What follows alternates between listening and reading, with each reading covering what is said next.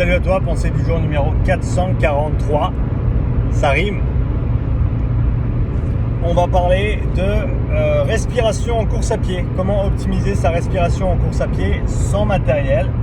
Ça va être le sujet du jour. Petit update concernant ce qui se passe.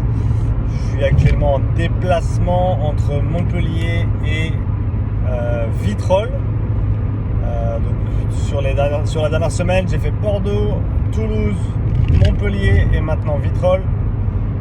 Un énorme merci pour le week-end passé à CrossFit Clapier à Montpellier.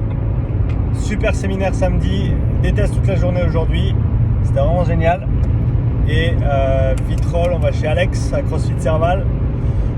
Test toute la journée demain, test mardi matin et mardi après-midi on rentre à la maison. 12 jours que j'aurais pas été à la maison. Un beau voyage dans le sud-ouest.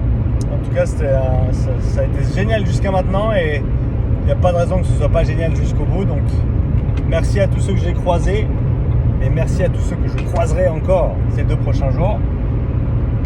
Pour en revenir à la pensée du jour, optimiser sa respiration en course à pied sans matériel. Donc, tu sais que j'ai déjà parlé pas mal d'entraînement respiratoire avec différents outils, mais je pense qu'il y a une manière simple de travailler sa respiration en course à pied.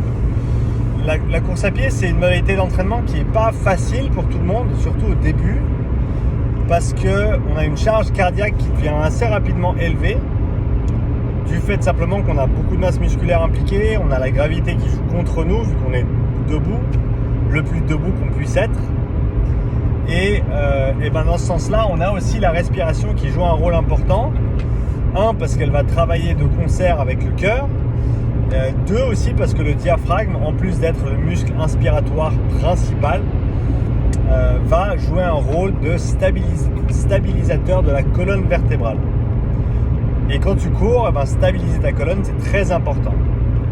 Et il semblerait que si tu contrôles pas très bien ton diaphragme, tu vas être désavantagé autant au niveau de ta stabilité, autant au niveau de ton contrôle respiratoire et donc au niveau de ta perception de l'effort également.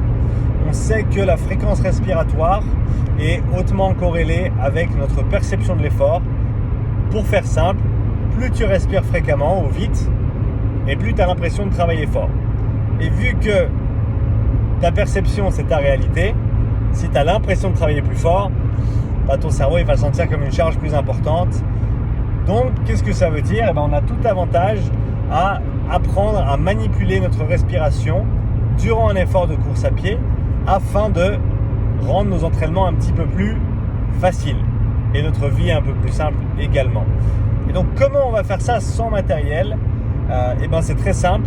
On va déjà ramener la respiration qui, en général, est quelque chose d'assez automatique. Ça fait partie de notre système nerveux, de notre système autonome, c'est-à-dire que c'est une fonction qui fonctionne sans que tu aies besoin d'y penser.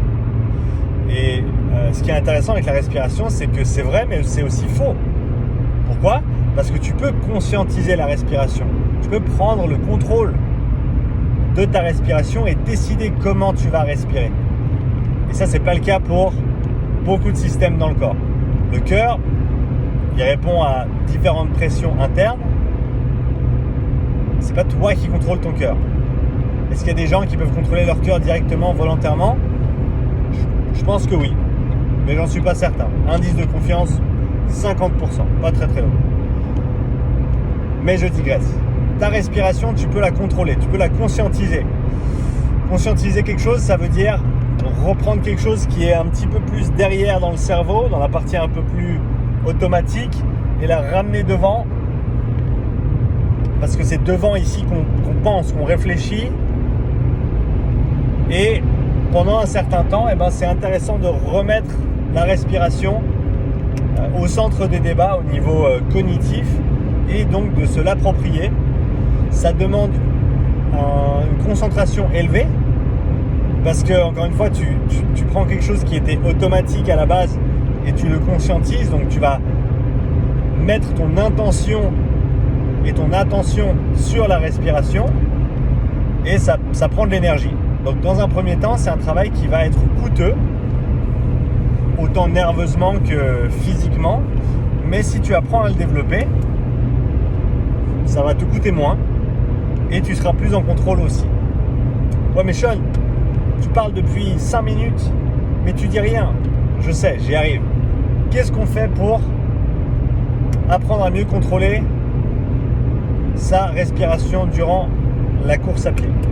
Eh bien, je pense qu'on peut très simplement apprendre à coupler sa respiration à notre foulée, tout simplement. Il y a une manière très simple de le faire, parce que bien sûr, tu ne vas pas pouvoir utiliser la même fréquence respiratoire à toutes les allures de course. Donc pour faire très simple, quand tu fais de l'endurance fondamentale, tu devrais pouvoir respirer en 4-4. Donc 4 respirations, 4 pas par inspiration, 4 pas par expiration. Donc 8 pas ou 4 foulées, gauche-droite, gauche-droite, gauche-droite, gauche-droite, par cycle respiratoire. En endurance fondamentale, tu devrais pouvoir respirer en 4-4. Si tu ne peux pas respirer en 4-4, soit que tu vas trop vite, soit que tu n'as pas encore assez bien appris à maîtriser ton système respiratoire en course à pied. Donc pour faire simple, 4-4 à allure endurance fondamentale, 3-3 à allure dite tempo, 2-2 à intensité seuil, et entre 2-2 et 1-1 à intensité type VO2 max.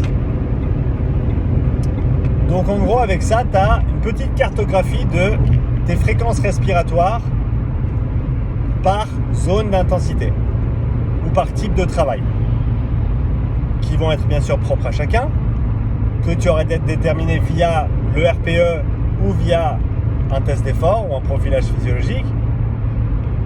Mais quoi qu'il arrive, c'est intéressant de coupler sa foulée et sa respiration, parce que ça te donne une jauge vraiment. C'est un métronome qui est ton allure j'allais dire de pédalage, non, mais d'avançage en course à pied. Et c'est là-dessus que tu te cales. Et en général, les pas par minute, ils varient très peu. Pour la majorité des gens, ils vont varier très peu à une allure donnée. Donc, ça nous donne un métronome assez stable sur lequel on peut caler sa respiration. 4-4 en zone 2, 3-3 à allure tempo, 2-2 à allure seuil, et entre 2-2 et 1-1 à allure VO2 max, VMA, peu importe comment tu souhaites l'appeler. Et je pense que c'est un très bon point de départ. Avant d'aller s'aventurer à faire du 2-2 au seuil ou du 2-2 en VO2 max, apprends déjà à faire du 4-4 à allure endurance fondamentale. Ça, je pense que c'est vraiment la première étape. Et donne-toi plusieurs semaines, voire plusieurs mois pour développer cette qualité et cette compétence. C'est une nouvelle compétence que tu dois développer. Ne te précipite pas, n'essaie pas de faire le plus dur tout de suite maintenant. Non, commence avec le plus simple, maîtrise le plus simple, développe ensuite la compétence dans sa difficulté et sa complexité. Ça te permettra par la suite de mieux manipuler ta respiration à l'effort, de réduire du coup ta perception de l'effort, d'avoir l'impression de travailler moins dur. Et si tu as l'impression de travailler moins dur, eh ben tu travailles moins dur. Et je pense que c'est déjà pas mal. Pour une petite pensée du jour, c'est pas mal. J'attends ton commentaire. Dis-moi ce que tu penses de cette pensée du jour. J'apprécie toujours bien entendu tes commentaires, comme tu le sais, parce que si YouTube voit qu'il y a des commentaires sur une vidéo, bah putain, ça doit être une chouette vidéo quand même. Donc si tu penses que c'était une chouette vidéo, laisse-moi un commentaire. Ça dira à YouTube, putain, c'était une chouette vidéo quand même. Et si tu dis à YouTube que c'était une chouette vidéo, eh ben devine quoi, moi, ça m'aide avec cette vidéo-là, mais également avec toutes les autres vidéos. Donc merci pour ton soutien. Je me réjouis de lire et de répondre à ton commentaire. Et je te dis à bientôt pour la nouvelle pensée du jour. Ciao!